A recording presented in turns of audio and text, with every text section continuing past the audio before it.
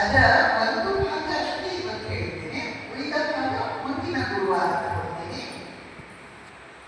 ಸ್ವಾಮಿ ಜಪಾನಂದರು ಅವರು ತಮ್ಮ ಹೆಸರನ್ನು ಪರಿವ್ರಾಜಕ ಸನ್ಯಾಸಿ ಅಂತ ಬರ್ಕೊಂಡಿದ್ದಾರೆ. ಅವರೆಲ್ಲ ಕಡೆ ಪರಿವ್ರಾಜಕ ಸನ್ಯಾಸಿ ಅಂತ ಬರೀತಾ ಹೋಗ್ತಾರೆ. ಪರಿವ್ರಾಜಕ ಸನ್ಯಾಸಿ ಪಂಜಾಬಲ್ಲಿ ರಾವಲ್ಪಿಂಡಿ ಅಂತ ಸ್ಥಳ ಬರುತ್ತೆ. ಅಲ್ಲಿ ಆವಾಗ ಪಂಜಾಬಲ್ಲಿ ಇತ್ತು, ಇವಾಗ ಪಾಕಿಸ್ತಾನದಲ್ಲಿದೆ. ಅಲ್ಲಿ ರಾವಲ್ಪಿಂಡಿಯಲ್ಲಿ ಅವರು ಬಂದಿರ್ತಾರೆ. ಯಾಕೆ ಅಂದರೆ ಅಲ್ಲಿಂದ ಮುಂದೆ ಅವರು ಕಾಶ್ಮೀರಕ್ಕೆ ಹೋಗಿ ಅಮರನಾಥ ಯಾತ್ರೆಯನ್ನು ಮಾಡಬೇಕು ಅಂತ ತೀರ್ಮಾನ ಮಾಡಿದ್ದಾರೆ.